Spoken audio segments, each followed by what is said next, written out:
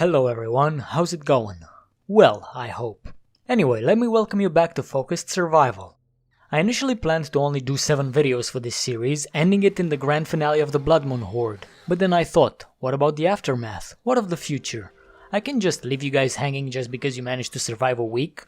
I must set you on your path of not just mere survival, but true thriving in the wasteland. So here we are in day 8, alive and kicking with almost no idea what to do next. So we are left with a question. What is the focus of today? We shall have an answer to this question shortly. For now, let me preface this episode with some relevant information.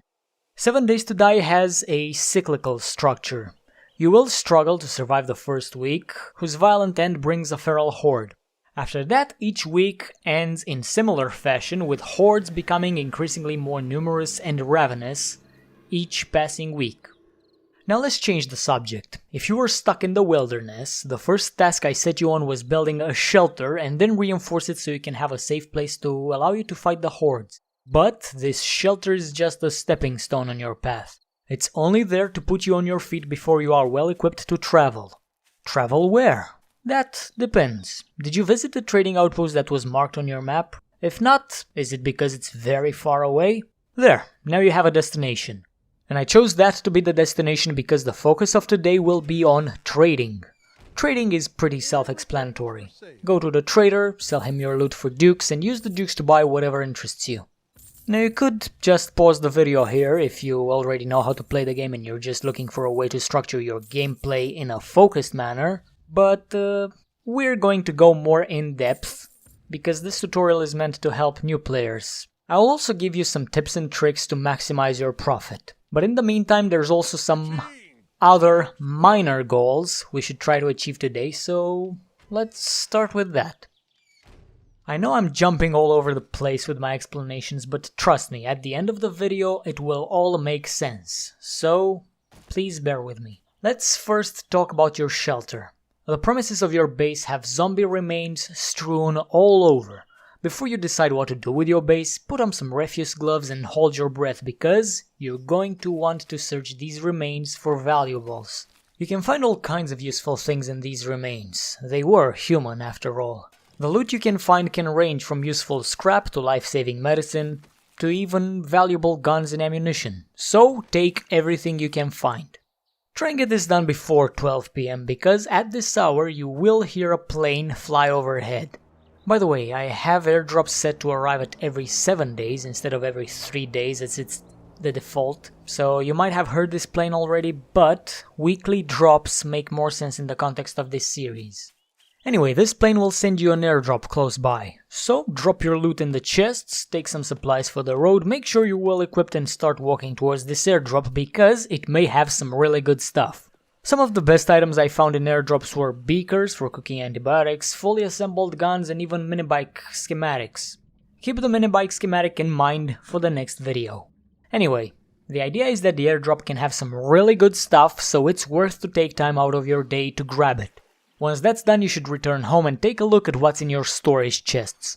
Deposit everything you want to keep, and take everything you'd like to sell. Since we're here, I'd say it's time to make a list of all the items you should sell, and in what order to sell them to maximize your profits. As a side note, there may be better methods for this, but I will be sharing my own, because I know my method works. Anyway, let's get to the list. The most abundant objects you can sell, in my opinion, are clothes. You can find these on zombies or in nightstands, or in laundromats. Clothes are made of, well, cloth, or they can be made of leather and they can be scrapped and turned into their base material, or better yet, they can be repaired with that same material. You should repair all clothes you find and regularly sell them. The most profitable clothes are the puffer coat, the leather duster, and the suit jacket. In the second episode I also advised you to tear down tents you come across to get stacks of cloth. Cloth is one of the best items you should sell early on to increase your barter skill. We'll talk more about this skill later, for now let's focus on the list. Third object that is abundant and reasonably profitable is the tire. You can find tires everywhere on the roads and you can harvest them with any axe you have. Some other valuables that can bring a tidy profit include, of course, military gear and weapons. Combat armor and hazmat suits can only be repaired with rare military fiber, unlike the simple clothes that use more conventional materials. As for weapons, well, there's more to explain. Now, this will most likely change in future patches, but right now, weapons are rarely found fully assembled. You can most often find weapon parts that can be assembled into functioning guns after you find the schematic for the gun. Now, you could sell the gun parts individually if you absolutely must get money fast to buy a particular item before it goes off sale, but in the long run, it's more profitable to wait until you can assemble the full gun and then fix it up with a repair kit. When I find myself in day 30 or so and I have a well-established base, I usually keep the gun parts in a gun safe and the assembled guns in another because I wouldn't wanna take anything that I don't wanna sell.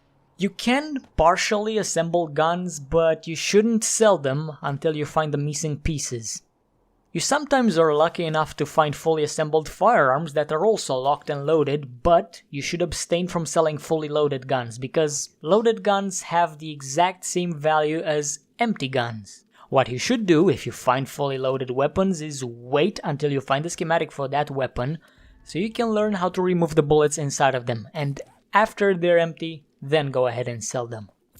These firearms vary in rarity and thus value. The most common weapon is, of course, the pistol. Then shotguns and hunting rifles are the second most common guns you can find. There's also rare weapons such as the revolver, SMG, sniper and assault rifles, and finally the most expensive of them all, the rocket launcher, or I prefer to call it the RPG. It's shorter. You shouldn't sell any of these high-end weapons until your barter skill is high enough. I would advise over 70. You also should abstain from selling anything unless you have a duplicate, but this is up to you. If you don't plan to use the RPG, go ahead and sell it. There's also some items whose only value is for trading. First, there's the Duke tokens themselves, the currency you use to buy items from traders. Then there's Old World Cash, which can be exchanged for a few Dukes. Then there's some valuable items that can bring you quite a lot of money. These are the silver and gold nuggets and the raw diamonds. As far as I know, the only place you can find these last three items are treasure chests buried in random places. These treasure locations are disclosed by treasure maps you can sometimes find in the world. We'll revisit the topic of treasure hunts later and give you an indication of how to complete these, but right now let's just continue with the list. Actually, the list is done, but what I do want to move on right now is the actual trading mechanic. In the next patch, each of the traders will sell specialized types of items, but right now all traders have pretty much the same stock. The items the traders sell have a certain price attached to them. This is the amount of dukes you will need to pay for the item if you want to buy it. This price goes lower the higher your barter skill is. You can increase this particular skill either by doing transactions with the traders or by investing skill points in it. If you do have some skill points to spare, hold on to them for now, because you should first increase this skill with Mr. Trader by selling him some cheaper items, such as various bits and pieces, or the clothes I mentioned earlier. As your skill goes up, you can proceed to sell him increasingly more valuable things, such as the tires, the stacks of cloth, and the valuable clothes. Even tools you no longer use. Once your barter skill reaches at least 20 or 30, you should start dumping your skill points in this perk to get it higher.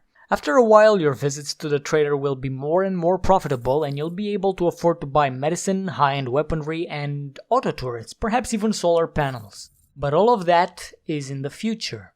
After your first visit, you'll probably only have enough dukes to buy a steel tool or spike club, which are both very good to have, especially early on. But yeah, this is all the information I'm qualified to give you about the trading system. I hope it helps. Quick thing I just remembered. Traders have a secret stash with special stock you might find interesting. By investing skill points into the secret stash perk, you convince the trader to show you more items in his stock. Moving on. I also promised that I'll teach you how to dig for treasure. Well, let's make this quick. Treasure hunts are quests that get triggered when you read treasure maps, most commonly found on zombie remains. When that happens, a waypoint is placed on your map. When you arrive at the waypoint, it will flash red on your compass to indicate that the treasure is around there somewhere. Thing is, that general area is rather large, and while you could dig it all out, it's simpler if you invest some skill points in the treasure hunter perk to narrow the area down. If the treasure isn't on the bottom of a lake somewhere, you'll have to dig for it. Don't worry, it's not too much to dig, it's only about 3 to 4 blocks deep. There are methods to find the treasure even without investing skill points into the perk, and I'll give you my personal method that, while it can work, it doesn't work too often. Still, here we go. You will need a lot of wood frames for this method, so get yourself ready. Now, what I do is walk in the middle of the marked area. Not the exact center because I'm trying to find that, but I go there where the icon is flashing. Once I'm in there, I walk backwards towards north until the treasure icon stops flashing. Once I do this, I mark the edge of the zone with a wood frame. After this, as I head towards south, I keep placing wood frames until the icon stops flashing again to mark the southern edge. This makes a row of about 22 wood frames. Then I go to the 11th wood frame right at the center of the row and place more wood frames in an attempt to draw a plus sign on the eastern and western sides. After finding the western and eastern edges, I try to see if one of the sides is longer. If it is, I readjust the north-south row to be in the center of the east-west row.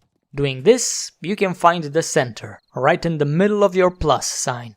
While the treasure is not in the exact center of the zone, it's not too far off. I found this treasure 3 blocks east from the center and from there 2 more blocks north. Once you have the center, all you gotta do is dig 3 to 4 blocks down around it, and you'll usually find a treasure. I usually find the treasure quickly, but sometimes this method ends up being a massive waste of time, just like this video segment here. If that's the case, I return for the treasure later on, after I've allocated some skill points to the art of treasure hunting.